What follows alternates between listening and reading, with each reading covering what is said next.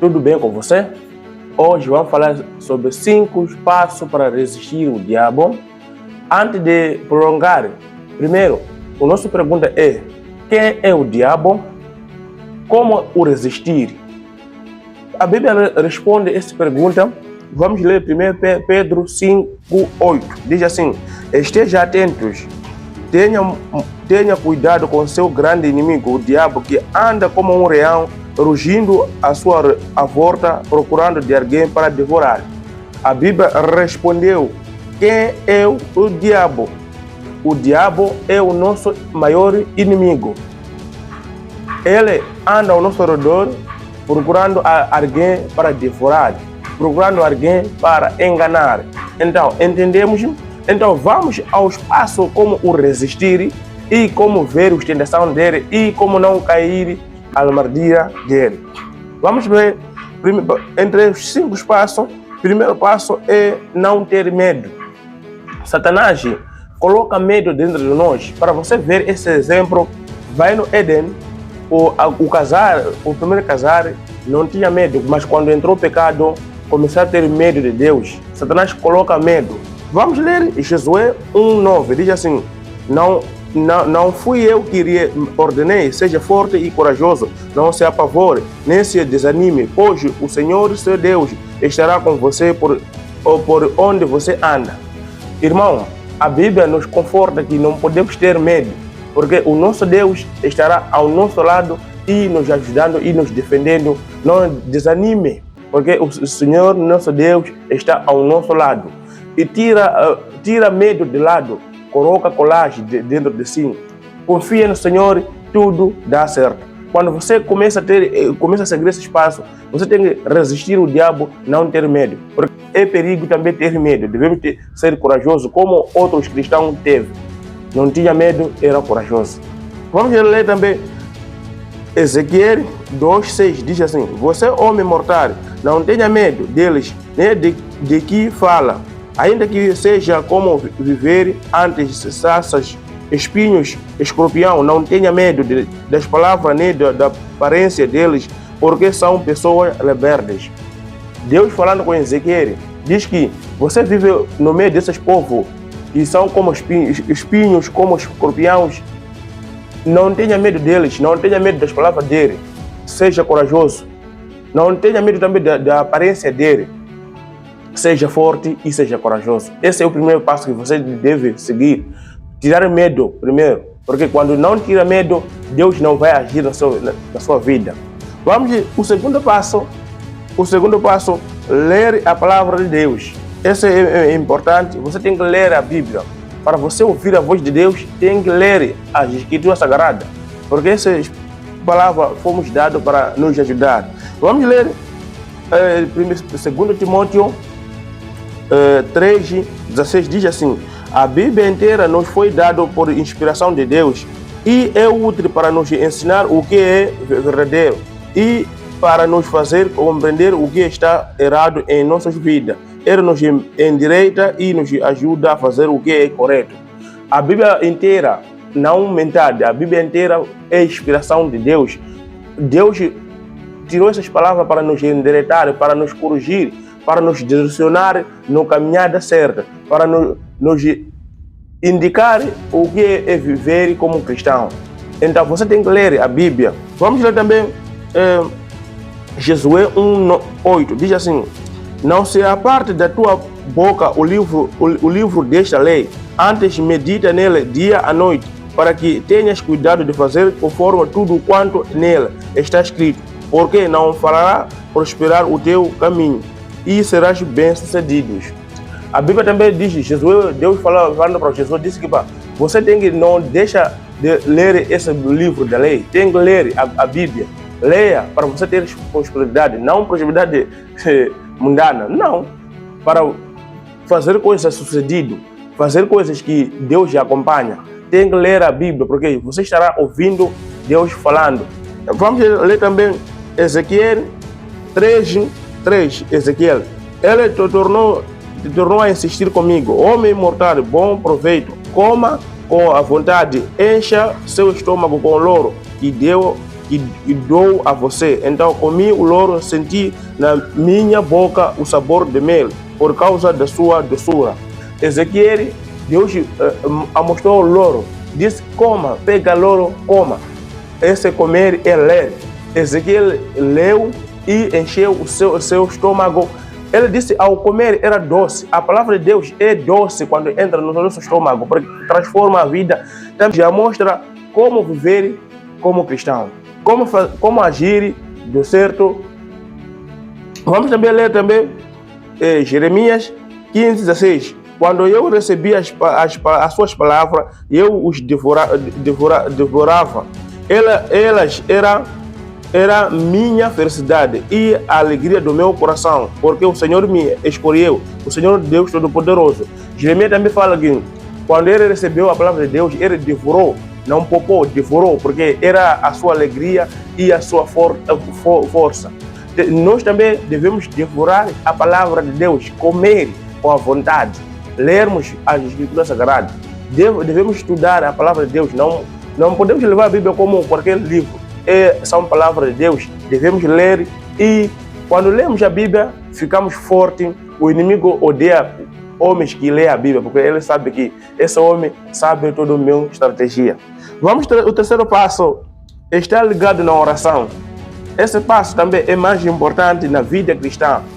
Esse todo espaço, se não se fartar na vida cristã, esse cristianismo está bem morto. Vamos ler também 1 Tessalonicenses 5:17. Ore constantemente.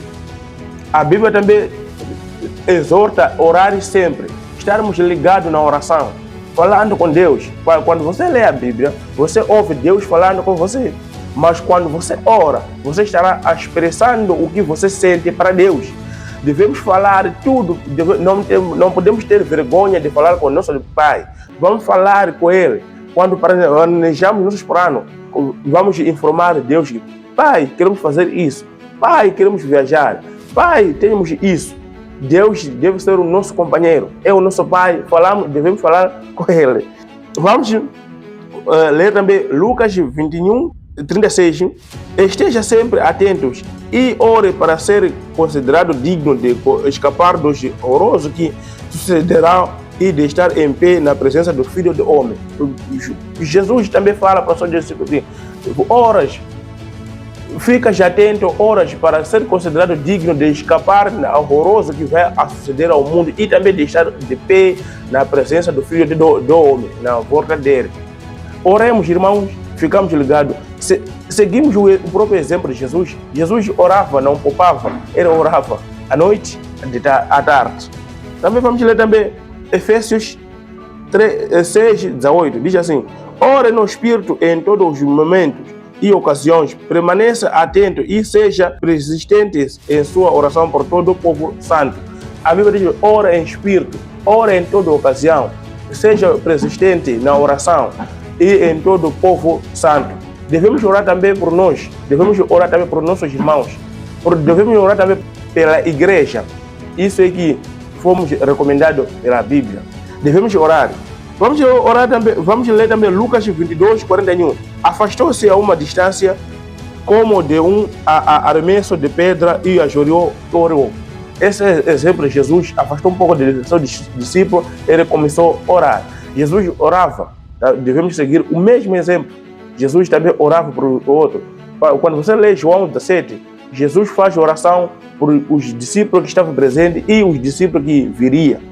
Vamos o quarto passo, anunciar a palavra de Deus. Irmão, esse também é outro passo muito importante. Não pode faltar na vida cristã. Vamos ler também 1 Romanos, capítulo 1, verso 16, diz assim: pois não me envergonho das boas novas a respeito de Cristo, que são o poder de Deus, ação para salvar a todos os que creem, primeiro os judeus e também os gentios. Irmão, o evangelho é o poder de Deus para salvar o pecador de qualquer espécie, mas aquele que aceita renunciar ao mundanismo, aquele que renuncia a toda obra do mundo, será salvo. Não devemos ter vergonha de evangelizar, não podemos ter receio de anunciar as boas novas, porque são poder para a salvação de toda a humanidade. Primeiro os judeus e os gentios. Esse globaliza, esse evangelho é para todo mundo. A Bíblia não escolhe que essa raça não pode ser salvo. Todo mundo será salvo se acreditar em nome de Jesus. Mas nós, os pregadores, temos esse trabalho de anunciar. Porque como eles a degradar sempre primeiro ser anunciado, devemos anunciar as boas novas de Cristo. Vamos também ler Mateus 24, 14.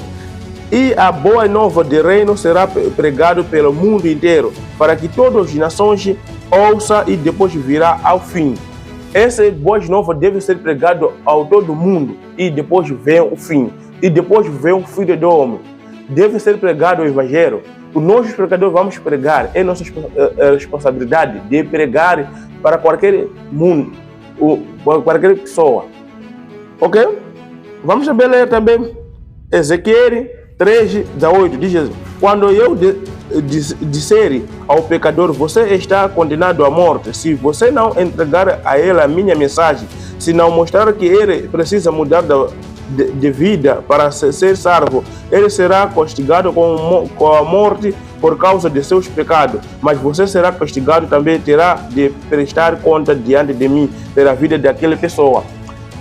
Deus já falando com Ezequiel, disse: se eu disser para o pecador que você vai morrer com seus pecados, se você não anunciar, se você não reavisar, se essa pessoa morrer, você vai prestar conta da vida dessa pessoa, porque você não anunciou, você não cumpriu o que você deveria fazer.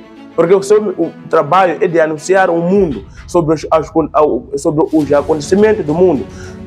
O seu trabalho é de anunciar o mundo arrepender. O seu trabalho é de anunciar as pessoas mudar a sua vida, vivendo conforme a vontade de Deus. João anunciava o mundo para arrepender dos seus pecados. Se você não anunciar, se essa pessoa morrer, nós somos culpados. É isso que está dizendo a Bíblia, que se você não anunciar, você é o culpado desse sangue. Porque o seu trabalho, um cristão, é de anunciar. Nós somos como trombeta, era usado para avisar, para alertar o perigo que viria para o povo de Deus. Irmão, faça o seu trabalho que Deus te deu para fazer. O quinto passo, obedecer a Deus. Irmão, também esse é outro passo muito importante. Esses seus passos não podem faltar na vida cristã. Porque quando falta esse que você não está seguindo o caminho correto. Você tem que obedecer à voz de Deus. Deus precisa de pessoas que lhe obedecem. Vamos ler também Deuteronômio 26:16. Diz assim: hoje o Senhor seu Deus manda que vocês obedeçam estas leis e decretos. Tenha o cuidado para obedecer tudo com todo o coração e com toda a sua alma. Deus fala para nós para obedecer seus mandamentos, seus leis e seu decreto. Tenhamos cuidado de obedecer tudo que Deus fala.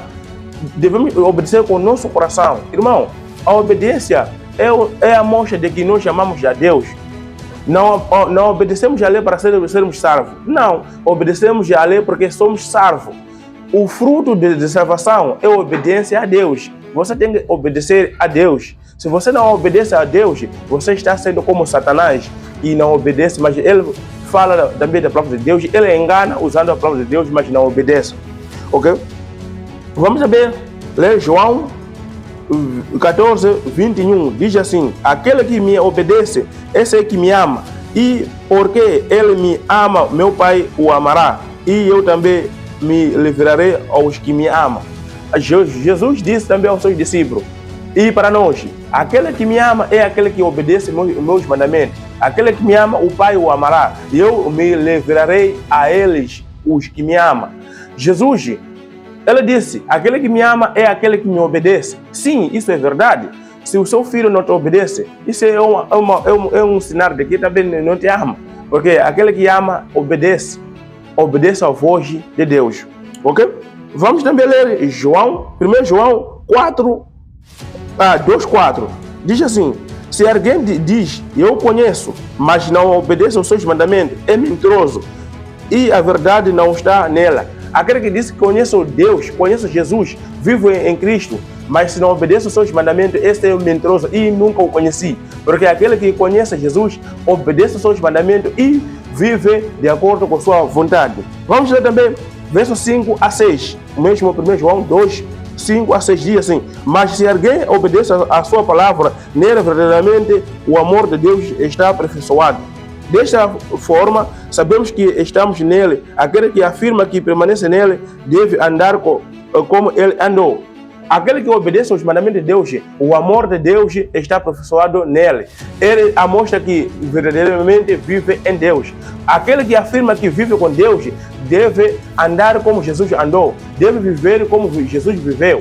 E você deve viver de acordo com a vontade de Deus. Porque Jesus cá na terra, ele vivia de acordo com a vontade do Pai, de acordo com a vontade do Criador. Também você deve seguir o mesmo exemplo.